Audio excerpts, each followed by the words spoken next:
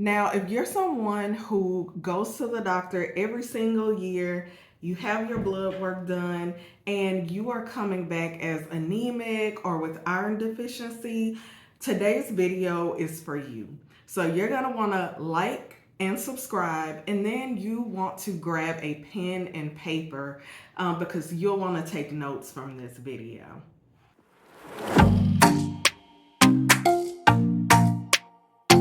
Today, I'm sharing my strategy for dealing with anemia and iron deficiency. But first, let me give a quick disclaimer. This video is for educational purposes only. It's not intended to replace any medical advice or replace any advice from your doctor. So make sure you always consult your healthcare professional or wellness professional before you try or implement anything new. Before I dive into my personal strategy on this, I do want to say that there is a difference between anemia and iron deficiency. And a lot of times these two are used interchangeably, but they're not quite the same thing. And so for the sake of keeping things succinct, I am going to give like a very simplified definition of each. So iron deficiency is when you actually do not have enough iron, or your lab is coming back with low iron. Whereas anemia is a little bit different. With anemia, your blood doesn't have enough healthy red blood cells or hemoglobin, and this can result in various chronic conditions, and even iron deficiency itself. So you can be anemic and have iron deficiency, but it's possible that you don't have iron deficiency. Wait, did I say that right? So it's possible that you can have iron deficiency without being anemic. If that makes, I hope I didn't confuse you guys. And by the way, like if you see me kind of glance over, it's because I am using a teleprompter today because there is a lot that I want to cram in. And so I wanted to make sure that I covered everything. So when you go to your gynecologist or your primary care physician, usually they do something called a complete blood count, a complete blood count. This test consists of at least 5 different markers, and these markers ultimately help them to determine if you are getting enough iron and if your body is able to use that iron in the way that it needs. Now, again, that's a very oversimplified way of describing this, but I just don't want to get too in the weeds with it. Now, like I said earlier, always consult your healthcare professional. So it's important that you talk to your provider and determine which one of these you have, right? Whether it's anemia or iron deficiency. And I'm going to get into a little bit more of why that might make a difference in how you tackle this issue. So my goal here is to share with you a plan that I do for myself, that I've created for myself to be able to tackle both issues. So the first thing that I do, and most doctors, recommend when you're experiencing either anemia or iron deficiency, is to recommend supplementation. Now, this is probably going to be like one of your simplest, or really the first line of defense when it comes to dealing with anemia and iron deficiency. Sometimes you might have trouble finding an iron supplement that works well for you. Personally, I prefer the Garden of Life supplement, and I'll actually link that below in the caption. Like any supplements or anything I mentioned, I'll link those below down in the caption. But the reason that I personally prefer this one is because not only does it contain iron sourced from whole foods, it tends to be easier on the stomach, and it also includes vitamin C for better absorption, B vitamins, and folate, which can all aid in the absorption of iron and having healthy blood overall. Some people prefer a liquid iron supplement and do really well with the liquid iron supplement. I personally don't have a preference for that. But I have heard that a lot of people who struggle with this tend to do well with the liquid supplement and tend to have less stomach issues. The only side effect that you may have from that is sometimes those liquid supplements can stain your teeth. So just keep that in mind. And you might have to experiment with a couple different ones to find one that works best for you.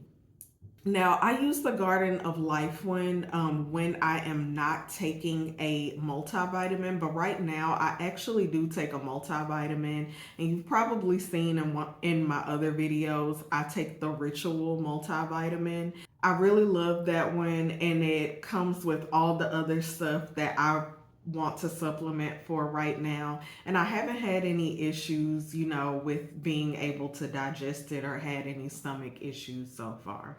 So if you're looking for a multivitamin, I personally like that one and just prefer that one. So far, it's been one of the better multivitamins that I've tried that does have iron in it.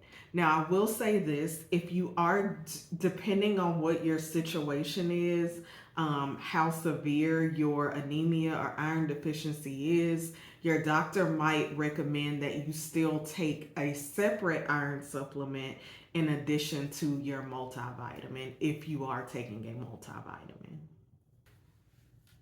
So my next strategy for dealing with anemia or iron deficiency is actually to try to incorporate as many iron-rich foods into my diet as possible.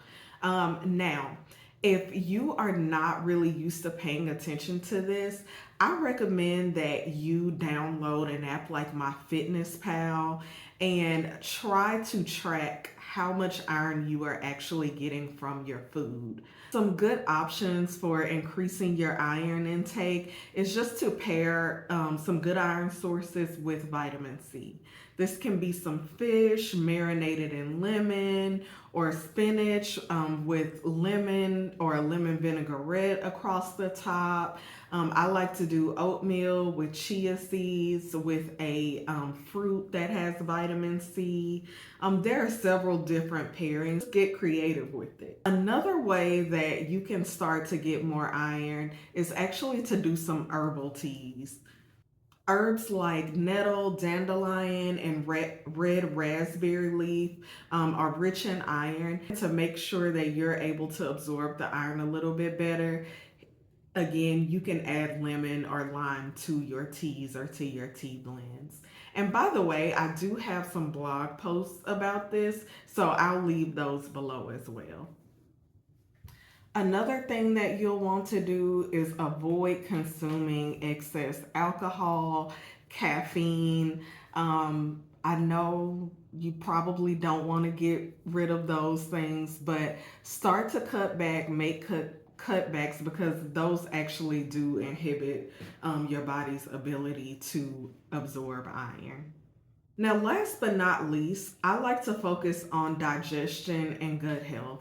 And that's probably not surprising because this comes up a lot in most videos that I do.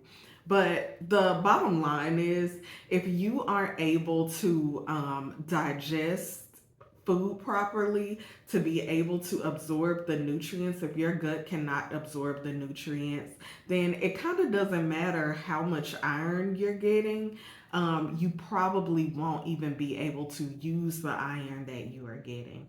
And so this is where it's important, especially if you have been diagnosed with anemia, if perhaps, your labs show that you do actually have enough iron, but you have been diagnosed with anemia, then maybe you want to work more so on your gut health or really focus on that so that you're actually able to digest the iron that you're getting. Some ways that you can support your gut health are by managing stress, eating probiotic rich foods and prebiotic fibers, Some other things that you can do is, and this is something that's not really even talked, that I don't hear talked about a lot, is that if you are someone who is, maybe you're on a vegan diet, so you eat a lot of legumes or beans. Typically, if I'm going to consume legumes or beans or grains, I actually take a digestive enzyme with or right before eating that meal, just to make sure that I am better able to absorb the iron from those things, because foods like black beans actually do have a good amount of iron in them. However, those items also have anti-nutrients which can actually strip some of the iron that you're getting, or they are just hard to digest, and so you are not actually getting all the nutrients that you could be out of that food. So it's important to really focus on digestion and making sure you're able to properly digest the things that you are eating. Getting your complete blood panel up to optimal levels is important for preventing fatigue, having better periods, and just supporting overall health. So it's an issue that you want to deal with immediately and be diligent about it. Do not put off dealing with this issue. Now, if you found this video helpful, leave me a comment below and let me know what your big takeaway from it is. Also, make sure you're subscribed and share this video with someone else who may be dealing with this issue as well, because I know it is a very common issue. Thank you so much for watching, and here are some other videos that you might find helpful as well.